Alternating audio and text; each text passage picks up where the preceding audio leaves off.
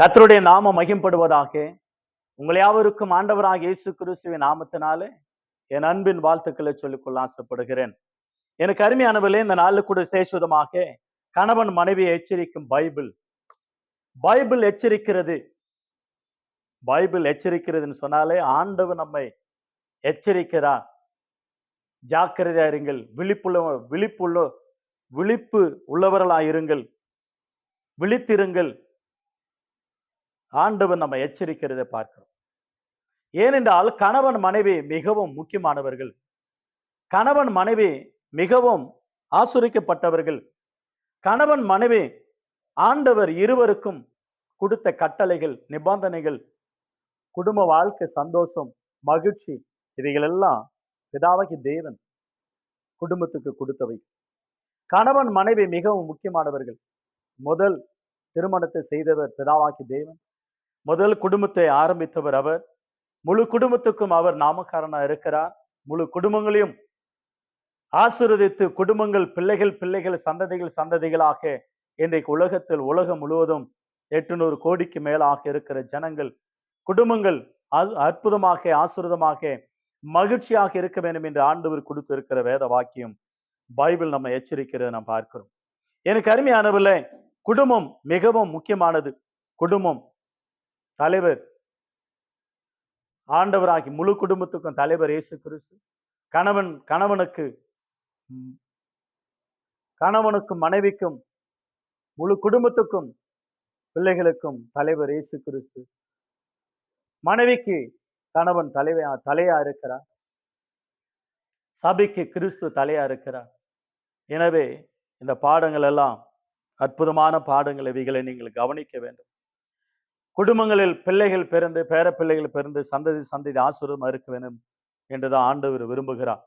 எபேசியர் 3:14 இது நிமித்தம் நான் பரலோகத்திலும் பூலோகத்திலும் உள்ள முழு குடும்பத்துக்கும் நாமக்காரனாராகி, பரலோகமானாலும் பூலோகமானாலும் முழு குடும்பத்துக்கு பிதாவாகிய தேவன் மகிழ்ச்சியாக கொடுத்திருக்கிறார். நாமக்காரனார் அவர்தான் குடும்ப தலைவருக்கு. எனவே குடும்பங்கள் ஆசீர்வாதம். ஒரு ஆதாம் குடும்பம், ஒரு நோவா குடும்பம், ஆபிரகாம் குடும்பம், ஈசாக்கு குடும்பம், யாக்கோபு குடும்பம், யோசுவா குடும்பம், சாலமோன் குடும்பம், தாவீது குடும்பம்,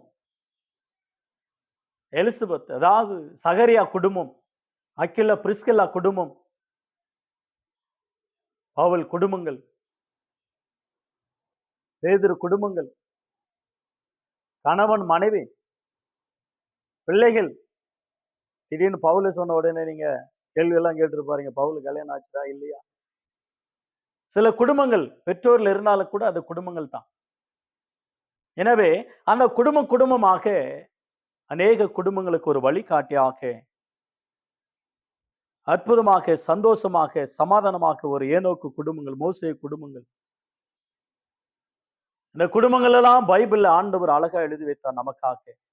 யோபு குடும்பங்கள், இவைகள் எல்லாம் நமக்கு ஆசீர்வாதமாக, முன்மாதிரியாக, குடும்பங்கள் ஆசீர்வாதமா இருக்கும்படியாக, குடும்பங்கள் முன்மாதிரியா இருக்கிற குடும்பங்கள், வீழ்ச்சி அடைந்த குடும்பங்கள், விழுந்து போன குடும்பங்கள், எழுந்து நின்ற குடும்பங்கள், தேவனுடைய எச்சரிப்பையும் பெற்று மனம் திரும்பிய குடும்பங்கள் எப்படி இருக்கு என்பதை குறித்து பைபிள் நமக்கு முன்பாக இருக்கிற அந்த குடும்பங்களை நாம் நினைக்க வேண்டும். எனக்கு அருமையானவர்களே, கணவன் மனைவி எப்படி இருக்க வேண்டும்? கணவன் எப்படி இருக்க வேண்டும்? மனைவி எப்படி இருக்க வேண்டும்? பைபிள் நம்ம எச்சரிக்கிறதை நாம் பார்க்கிறோம். கணவன் மனைவியை புரிந்து கொள்ள வேண்டும் என்று முயற்சி செய்தால் அந்த முயற்சி தோல்வியதான் அடையும். அவர்கள் புரிந்து கொள்ளவே இயலாது. அந்த அளவுல புரிந்து கொள்ளாத ஒரு பாத்திரம் பெண்கள். மனைவிக்கு முன்பாக மற்ற பெண்களை புகழ்ச்சியா பேசினா உன் கதை கந்தல் தான், புலம்பல் தான். ஆனா மனைவியே புகழ்ச்சியா பேசினா உனக்கு சங்கீதம் தான், உன்னத பாட்டு தான், சந்தோஷம்தான். ஆனால் சண்டைகளில ஒருவேளை மனைவி திட்டலாம். மனைவியினுடைய பெற்றோர்களை திட்டனா உன் அம்பலம் அவ்வளவுதான். உன் ஆண்டவாளமெல்லாம் தாண்டவாளத்தில் ஓடுன்னு சொல்லுவாங்க இல்லைங்களா? அந்த மாதிரி கணவன்மார்கள் மனைவியினுடைய அப்பா அம்மாவை திட்டக்கூடாது. நீங்க 1000 2000 போட்டு புடவை எடுத்து கொடுத்தாலும் அதை புகழ்ச்சியா அவங்க பேரும் சொல்ல மாட்டாங்க, உங்களை புகழ்ச்சியா நினைக்க மாட்டாங்க. அவங்க அம்மா 500 ஒரு புடவை எடுத்து தந்தாக்கா ஊரெல்லாம் ஊடு ஊடா சொல்லுவாங்க, ஊரெல்லாம் சொல்லுவாங்க. உங்களுக்கு வயித்தெரிச்சலா வரும், கோபமா வரும். அப்பொழுது நீங்க சாந்தமா இருக்கணும், அமைதியா இருக்கணும், சகித்து கொள்ள வேண்டும். அப்பொழுதுதான் குடும்பம் ஆசீர்வாதமா இருக்கும். மனைவிகள், பெண்கள் ஏன் அழறாங்க, ஏன் சிரிக்கிறாங்கன்னு கூட தெரியாது. ஏன் அழுகிறாள், ஏன் சிரிக்கிறான்னு தெரியாது. புரிந்து கொள்ளவும் முடியாது. என்னான்னு கேட்டாலும் முடியாது. விளங்காது அது. விளங்காது பாருங்க. மிகவும் சோர்வா இருப்பாங்க. அந்த சோர்வான நேரத்துல நம்ம கொண்டு போயிட்டு ஹாஸ்பிட்டல்ல ஸ்கேனிங் எடுத்து பார்த்தா, ஸ்கேனிங்ல ஒண்ணுமே இருக்காது. ஏன் சோர்வா இருக்கிறாங்க, ஏன் உற்சாகமா இருக்கிறாங்கன்னு கூட தெரியாது. விளங்காது, விளங்கிக் கொள்ள முடியாத நிலைமை அது. ஆ பெண்ணுடைய மனைவியுடைய அப்பா, அம்மா வர்றாங்கன்னா ஊர்ல இருந்து ஹாஸ்பிட்டல்ல குளுக்கோஸ் ஏத்திட்டு இருந்தா கூட அதை புடுங்கி போட்டு ஓடி வந்துருவாங்க. எங்க இருந்தா வரும்னு தெரியாது அவங்களுக்கு. அந்த அளவுல உற்சாகம், சந்தோஷம், ஆனந்தம், மகிழ்ச்சி. ஓ எங்க அப்பா, அம்மா வர்றாங்க. ஓ சிக்கன் எடு, மட்டன் எடு, கபாபு, பிரியாணி அப்படியா, இப்படியான்னு. பட் கணவனுடைய அப்பா, அம்மா வர்றாங்கன்னு நினைச்சா, சொன்னா தகவல் கிடைச்சா அன்றைக்கே அவளுக்கு சோர்வாயிடும். சோர்ந்து போயிடுவாங்க. குளிர்ஜுரம் வந்துரும். என்னால முடியல, சோர்வா இருக்குன்னு சொல்லுவாங்க. புரிந்து கொள்ளவே முடியாது. கணவன்மார்களே, ரொம்ப உஷாரா, எச்சரிக்கையா, ஞானமா வாழணும். அதுதான் ஆண்டவர் வேதம் சொல்லுகிறது. 1 பேதுரு 3ஆம் அதிகாரம் 7ஆம் வசனத்துல விவேகத்துடனே அவர்களோடு வாழ்ந்து ஞானமா அவர்களோடு கூட வாழ கற்றுக்கொள்ள வேண்டும். புருஷர்களே, உங்கள் மனைவிகளில் அன்பு கூறுங்கள். புருஷர்களே, உங்கள் மனைவியை பகைக்காதீங்க, வெறுக்காதீர்கள். புருஷர்களே, உங்கள் மனைவியை கனம் பண்ணுங்கள். புருஷர்களே, உன் மனைவிக்கு செய்ய வேண்டிய கடமை, மனைவிகளே உங்கள் கணவனுக்கு செய்ய வேண்டிய கடமை நீங்கள் செய்ய வேண்டும். 1 கொரிந்தியர் 7ஆம் அதிகாரம் 3ஆம் வசனத்திலும், எபேசியர் 5ஆம் அதிகாரம் 21 முதல் 33 வசனங்கள் வரை அழகாக கணவனும் மனைவியும் எப்படி வாழணும் என்பது குறித்து நமக்கு எச்சரித்து சொல்லுகிற வேத வாக்கியமாகவே காணப்படுகிறது பார்க்கிறோம். எனவே ஒருவருக்கொரு நேசித்து, ஒருவருக்கொரு அன்பு செலுத்தி, ஒருவருக்கொரு கீழ்ப்படிந்து, ஒருவருக்கொரு விட்டு கொடுத்து, ஒருவருக்கொரு நேசித்து ஆண்டவருக்காக வாழ வேண்டும். ஒவ்வொரு நாளும் வெளிநாட்டுல எல்லாம் பாத்தீங்கன்னாக்கா, கணவன் காஃபி போட்டு கொண்டு போய் கொடுத்து பெட் காஃபி மனைவிக்கு, என் தேனே, மானே, அழகே, டார்லிங், எழுந்திரு காஃபி அப்படின்னு சொல்லணும். அப்பதான் அந்த குடும்பம் நல்லா இருக்கும். ரொம்ப ஏதாவது கொஞ்சம் முறுமுறுப்பு, கொஞ்சம் கோபம் ஆயிட்டால போதும், ஒரு நம்பர் இருக்கு, அந்த நம்பர் ஆயிடுச்சுன்னா போலீஸ் வந்துருவாங்க திடீர்னு வீட்டுக்கு. என்ன ஆச்சு, மனைவி அடிச்சீங்களா, கணவன் அடிச்சீங்களா, ஒரு பெரிய கலவரமே ஆயிடும். ஆனா நம்ம ஊர்ல எல்லாம் தேனே, அதாவது இங்கிலீஷ்ல சொல்லுவாங்கல்ல, ஹானி ஹானி என்ன கூப்பிட்டீங்கன்னா இந்தியாவில் மணி மணின்னுவாங்க. அதனால ரொம்ப ஞானமா இருக்க வேண்டியது இருக்குது. அங்கெல்லாம் அமெரிக்காவில் நீங்கள் பார்த்தீங்கன்னாக்கா, கணவனும் மனைவியும் டெய்லியும் காலையில் எழும்பின உடனே அவர்கள் முத்தம் தருவார்கள். கிஸ், முத்தம் தருவார்கள். முத்து கொடுப்பாங்க, டார்லிங் என்னுவாங்க, ஐ லவ் என்னுவாங்க, கை கொடுப்பாங்க, கட்டி பிடிப்பாங்க, முத்தம் கொடுப்பாங்க, பீஸ் ஆஃப் மைண்டா இருப்பாங்க. அப்படி செய்யணும் கணவன். இல்லைன்னா நம்பர் அமுக்கிடுவாங்க பாருங்க, போலீஸ்காரன் வந்துருவான். நம்ம ஊர்லயே அது ஒரு நம்பர் அமுக்கிறது இருந்தா நல்லா இருக்கும் போல் தெரியுதுன்னு சொல்லி நினைக்கிறீங்க நீங்க. ஐயோ நான் ரொம்ப நாள் ஆச்சு மனைவிக்கு முத்தம் கொடுத்து, கணவனுக்கு முத்தம் கொடுத்து நீங்க யோசிப்பீங்க போல தெரியுது இன்னைக்கு. ஆகையினால மனைவிக்கும் கணவனுக்கும் பைபிள் எச்சரிக்கிற பார்க்கும் நல்ல ஆலோசனைகள், நல்ல வழிகளை காட்டுகிறது Bible. It is happy family, சந்தோஷமான குடும்பமா இருப்பது எப்படி என்பதை குறித்து நாம் நினைவில் கொள்ள வேண்டும். முதலாவதாக ஆதியாகமம் புஸ்தகம் 26ஆம் அதிகாரம் 8ஆம் வசனம். முதலாவதாக ஆதியாகமம் 26ஆம் அதிகாரம் 8ஆம் வசனத்துல வாசிக்கிறோம். ஈசாக்கு தன் மனைவியாக ரெபேக்காலோடு கூட விளையாடி கொண்டிருந்தான். உன்னுடைய விளையாட்டு உன் மனைவியோடு கூட இருக்கணும். நல்ல ஒரு நம்ம எல்லாம் ஜெபிக்கும் பொழுது சொல்ற எல்லாம் ஆபிரகாம் தேவனே, ஈசாக்கு தேவனே, யாக்கோபின் தேவனே, எங்களுடைய தேவனே என்று ஜெபிக்கிறோம் இல்லையா? அந்த ஈசாக்கு குடும்பத்து ஒரு முன்மாதிரியாக இருக்கிறா. தான் மனைவியாகி ரெபேக்காலோடு கூட ஈசாக்கு விளையாடி கொண்டிருந்தான். உன் விளையாட்டு அங்கதான் இருக்கணும். உன் விளையாட்டு அங்கதான் இருக்கணும். ஆனா அடுத்த பெண்ணோட விளையாட்டு இருந்தால் விளையாட்டு வினையாகும் என்று சொல்லுவார். எனவே உன் மனைவி தான் உனக்கு ஆறுதல். ஆதியாகமம் 24ஆம் அதிகாரம் 67ஆம் வசனத்துல தான் தாய்க்காக கொண்டிருந்த துக்கம் நீங்கி ஆறுதல் அடைந்தானா. எப்பொழுது என்றால் தன் மனைவி. மனைவி கணவனுக்கு ஆறுதல், கணவன் மனைவிக்கு ஆறுதல். மறந்துவிடக் கூடாது.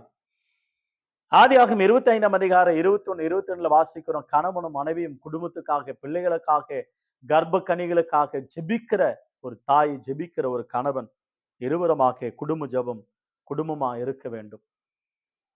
உபாகம புஸ்தகம் 24ஆம் அதிகாரம் 5ஆம் வசனத்துல கல்யாணம் ஆன பிற்பாடு 1 வருஷமாக எந்த வேலையும் செய்யாமல் மனைவியை சந்தோஷப்படுத்தணுமா.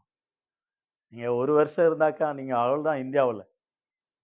ஒரு வாரம் லீவு தருவாங்க கம்பெனில. ஒரு வாரம் இருக்கலாம். ஹனிமூன் போவாங்க. சந்தோஷமா இருப்பாங்க. அதுக்காக தான் நம்ம அந்த ஹனிமூன் அனுப்புறோம். அதாவது சுற்றுலா ட்ரிப்புக்கு அனுப்புறோம். அல்லது அவங்கள ஃப்ரீயா இருக்க விடுறோம். அவங்களுடைய ஆசைகள் நிறைவேற வேண்டும் என்று. மகிழ்ச்சியாக கணவனும் மனைவியும் இருக்க வேண்டும் என்று. எனவே மனைவி சந்தோஷப்படுத்த வேண்டும். உன் மனைவியோடு கூட தான் உன் விளையாட்டு இருக்கு. அநேக விளையாட்டுகள் அடுத்த பெண்ணோடோ, அடுத்த மனைவியோடோ, அடுத்தவனுடைய மனைவியோடோ விளையாட்டு வினையாகும். உன் குடும்பங்கள் பிரிக்கப்படும். நீ மரித்து கூட போவ. அந்த அளவுல குடும்பம் பிரிவினை பட்டு போயிடும். இரண்டாவதாக உபாகமம் 13ஆம் அதிகாரம் 6ஆம் வசனம். உன் மார்பில் இல்ல உன் மனைவி. உன் மனைவி எங்க இருக்கணும்னா மார்பில் தான் இருக்கு. உன் கணவன் மார்பில் தான் இருக்கணும். உன் மனைவனுடைய மார்பில் தான் இருக்கணும் நீங்க கணவன். மேகா 7ஆம் அதிகாரம் 5ஆம் வசனத்திலும் உன் மடியில இருக்கிற மனைவி என்று சொல்லப்படுது. மனைவி மடியில கணவன், கணவன் மடியில மனைவி, கணவன் மார்பில மனைவி, மனைவி மார்பில கணவன், இருவருமாக இருக்க வேண்டும். அதனாலதான் ஆண்டவர் கணவனும் மனைவி அல்லது குடும்பங்களை தாம் பிள்ளைகளை திட்டும் போது சொல்றார். உபாகமம் 28ஆம் அதிகாரம் 55ஆம் வசனம் 56ஆம் வசனத்துல வாசிக்கிறோம். உபாகமம் 28ஆம் அதிகாரம் 55, 56ல உன்னுடைய மார்பில் இருக்கிற உன் மனைவி, உன்னுடைய மார்பில் இருக்கிற உன் கணவன் இருவருமாக எங்க இருக்கணும் என்பது குறித்து வேதம் நமக்கு அருமையாக எச்சரித்து காண்பிக்கிறதை நான் பார்க்கிறோம். நீதிமொழிகள் புஸ்தகம் 5ஆம் அதிகாரம் 18 முதல் 20 வசனங்கள். மனைவி மகிழ்ச்சி, மனைவி சந்தோஷம். மனைவியினுடைய மயக்கத்துல தான் புருஷன் இருப்பார். முத்தங்கள் கொடுத்து கொண்டு அவங்க ஒவ்வொரு நாளும் முத்தங்கள் கொடுக்கணும். உன் சரீரத்தால கனம் பண்ணுவேன் என்று வாக்கு கொடுக்கிறோம் இல்லையா. கணவன் சரீரம், அந்த சரீரத்துக்கு மனைவி தான், மனைவி சரீரத்துக்கு கணவன் தான். இருவரும் உரிமையாளர்கள் அந்த சரீரத்துக்கு. ஆகவே உன் சரீரத்தை அடுத்தவனுக்கு கொடுக்க கூடாது, அடுத்தவளுக்கு கொடுக்க கூடாது. உன் மனைவியும் கணவனும் கணவனும் இருவருமாக சரீரத்துக்கு சொந்தக்காரர்கள். எழுந்த உடனே முத்து கொடுப்பது, எழுந்த உடனே கட்டி பிடிப்பது, ஹேனி என்பது, டார்லிங் என்பது, நேசிப்பது. சிம்சோனை பாருங்க, நியாயாதிபதிகள் 16ஆம் அதிகாரம் 19, 20ஆம் வசனத்துல அவன் தேலிலால் மடியில போய் படுத்திருந்தான். தேலிலாளுடைய வார்த்தை இனிமையான வார்த்தை. தேலிலால் வேசி, தேலிலின் வார்த்தை இனிமையான வார்த்தை, தேன் போல வார்த்தை. ஆனால் அவன் கண்கள் பிடுங்கப்பட்டது, அவமானப்படுத்தப்பட்டான், கைது செய்யப்பட்டான். விளையாடினார்கள், அவனை கொண்டு பரியாசம் பண்ணினார்கள், கொன்று போட்டார்கள்.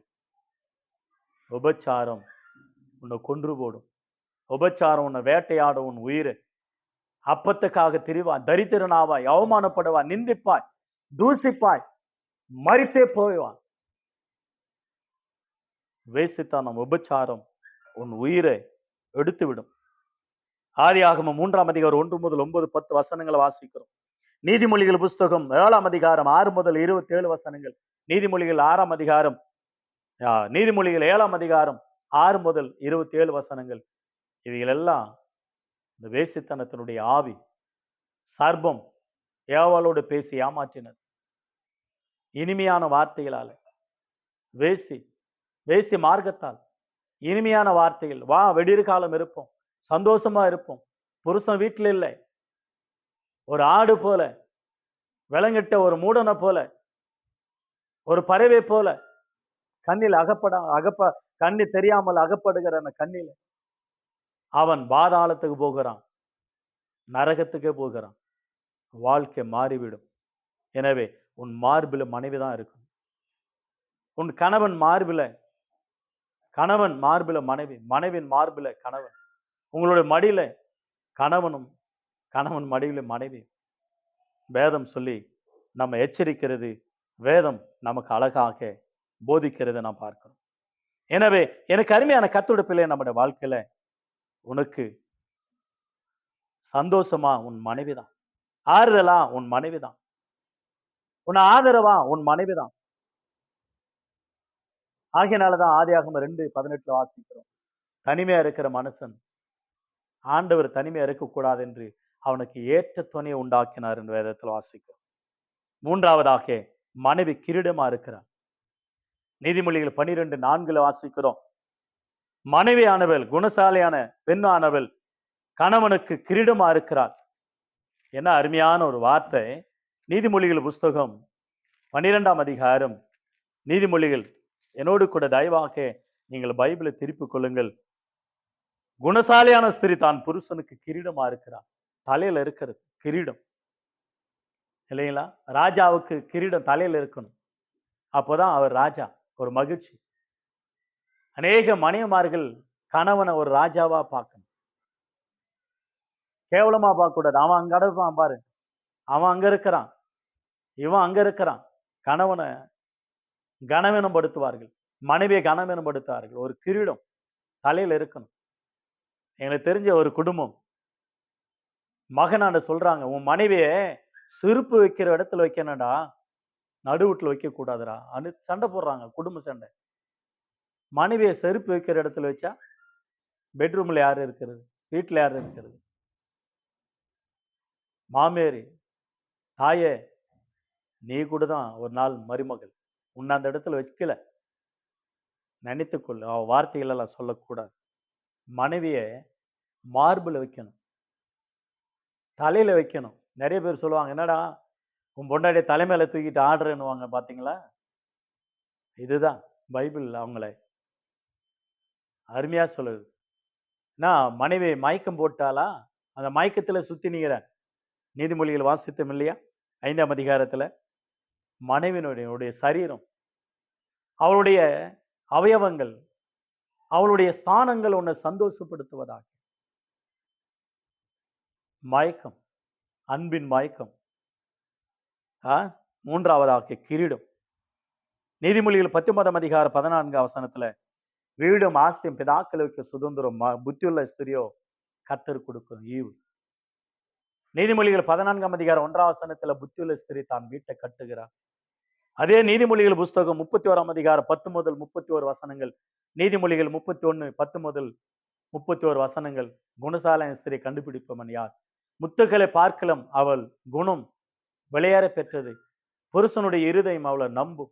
அதிகாலையில் எழும்புகிறாள், வேலை செய்கிறாள், வேலைக்காரர்களை படி அழைக்கிறாள், வயலை விசாரிக்கிறாள், வயலை வாங்குகிறாள், வேலை செய்கிறாள். அவளுடைய தீபம் இருள அணையாது இருக்கும். சந்தோஷமாக பிள்ளைகள் உன்னை போல தாயில்னு சொல்லுவார்கள். கணவன் உன்னை போல ஒரு பெண் ஒரு உலகத்துல இல்லை என்று சொல்லி புகழ்ச்சியா சொல்லுவார்கள். வேலைக்காரர்கள் புகழ்ச்சியா சொல்லுவார்கள். அந்த அளவுல குணலட்சணங்கள் உள்ளவளாக கிரீடமாக இருக்கிறாள் மனைவியானவள். நான்காவதாக யோபு புஸ்தகம் 31ஆம் அதிகாரம் 1 முதல் 10 வசனங்களில யோபு குறித்து வாசிக்கிற அற்புதமான ஒரு வார்த்தை. யோபு ஆனவர் சொல்றா, என் மனைவியோடு கூட நான் உடன்படிக்கை பண்ணினேன். என் மனைவியோடு கூட நான் என்ன செய்தேன் என்றால் உடன்படிக்கை பண்ணிட்டேன். மற்ற பெண்களோடு கூட நான் நினைவா இருப்பது எப்படி? என் நினைவுல என் மனைவி தவிர வேற யாரும் இல்லை. என்னுடைய நினைவுல ஞாபகம் என் கணவன் தவிர வேற யாரும் இல்லை. உங்களுடைய நினைவில் அப்படி இருக்கணும். உங்களோட மணி பாஸ்லயும், உங்களோட நினைவிலையும், உங்க செல்போன்லயும் உங்க மனைவி, உங்க கணவன் அவங்களதான் இருக்கணும் தவிர வேற யாரும் இருக்கக்கூடாது. உங்கள் நினைவானாலும் சிந்தனையானாலும் ஞாபகமானாலும் கணவன் மனைவி இருவருமாக ஒன்றா இருப்பதுதான் யோபு பக்தனுடைய தீர்மானம். ஐந்தாவதாக, கடைசியாக ஐந்தாவது, குடும்பங்களை கெடுக்கும் வேசித்தனம், உபச்சாரம், விக்கிர ஆராதனை. 1 கொரிந்தியர் 6ஆம் அதிகாரம் 6ஆம் அதிகாரத்துல 11 முதல் 11:27 வசனங்களை வாசிக்கிறோம். நம்முடைய சரீரம் நம்முடைய சரீரம் அதாவது 1 கொரிந்தியர் 6ஆம் அதிகாரம் அற்புதமா சொல்லப்படுகிறது பாருங்க.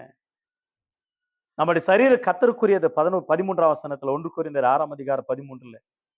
ஆனா அந்த சரீரம் கிறிஸ்து ஆள வேண்டும். 16ஆம் வசனத்துல வேசியோடு கூட நம்ம சரீரம் ஐக்கியமா இருக்கக்கூடாது. வேசித்தனத்துக்கு விலகி ஓட வேண்டும். 18ஆம் வசனத்துல. 19ல நம்ம சரீரம் தேவனுடைய ஆலயமா இருக்கிறது. அதை கெடுக்க கூடாது. வேசித்தனத்துக்குரியதல்ல நம்முடைய சரீரம், ஆண்டவருக்குரியது. ஆகவே குடும்பங்கள் கெடுக்கக்கூடிய காரியங்கள். நீதிமொழிகள் 5ஆம் அதிகாரம் 1 முதல் 10 வசனங்களில வேசியின் வாழ்க்கை, அந்த வார்த்தைகளால் நீ பிடிபடக்கூடாது. விலகி இருக்க வேண்டும். வேசித்தனத்துக்கு விலகி ஓட வேண்டும். விக்கிராதனுக்கு விலகி ஓட வேண்டும். 2வதாக நீதிமொழிகள் 5ஆம் அதிகாரம் 11 முதல் 17 வசனங்கள். உன் வாழ்க்கை போதகரின் போதகத்தை நான் வெறுத்தேனே, உன் சரீரம் அழுகும். உபச்சாரம் உன் உயிரை வேட்டையாடும். அப்பத்துக்கு திரிவாய், தரித்திரனாவாய், மாண்டு மடிந்து போவாய், குடும்பங்கள் பிரிந்து போயிடும். அப்ப அழுவாய். நீதிமொழிகள் 5ஆம் அதிகாரம் 18 முதல் 23 வரை கணவன் மனைவி நீங்கள் எப்படி இருக்க வேண்டும் என்பது குறித்து சொல்லப்படுகிறது. நீதிமொழிகள் 6ஆம் அதிகாரம் 24 முதல் 35 வரை உன் மடியில என்ன இருக்குதுனால் நெருப்பு. வேசித்தனம் நெருப்பு, உபச்சாரம் நெருப்பு, தவறான கள்ள காதல், கள்ள காரியங்கள், மறைவான பாவங்கள் உன் மடியில நெருப்பு. உன் மடியில உன் மனைவி இருக்கணும். உன் மடியில உன் கணவன் இருக்கணும். ஆகவே எனக்கு அருமையானவர்களே, கணவன் மனைவி இருவருமாக ஜாக்கிரதையுள்ளவர்களாக உங்க குடும்பங்கள் தேவனுக்காக பயந்து வாழ்கிற குடும்பங்களா இருக்க வேண்டும். வேதம் அதை தான் சொல்லுது. கணவன் மனைவி எச்சரிக்கும் பைபிள். கணவன் மனைவியும் எச்சரிக்கும் ஆண்டவர். உங்க குடும்பங்கள் சந்தோஷமா இருக்கணும். உங்க குடும்பங்கள் சமாதானமா இருக்கணும். உன் விளையாட்டு உன் மனைவியோடு கணவனோடு, உன் மார்பில உன் மனைவியும் கணவனும். உன் மனைவி கிரீடமா இருக்கிறார். உங்களுடைய நினைவெல்லாம் மனைவி கணவன். நீங்கள் குடும்பங்களுக்கு கெடுக்கும் காரியங்களுக்கு விலகி இருக்கும்படியாக ஆண்டவர் கேட்கிற காரியம். ஆகினால எச்சரிக்கை இருப்போம். ஆண்டவருடைய எச்சரிப்பை பெற்றுக்கொள்ளுவோம். மகிழ்ச்சியான குடும்பமா கணவனும் மனைவியும் எச்சரிக்கிற பைபிள். அந்த எச்சரிப்புக்கு நாம் செவி சாய்த்து கீழ்ப்படிந்து மகிழ்ச்சியான குடும்பமா வாழ்ந்து கொள்ள கர்த்தர் நமக்கு உதவி செய்வாராக. ஆண்டவர் உங்களை ஆசீர்வதிப்பாராக. God bless you all. God bless you.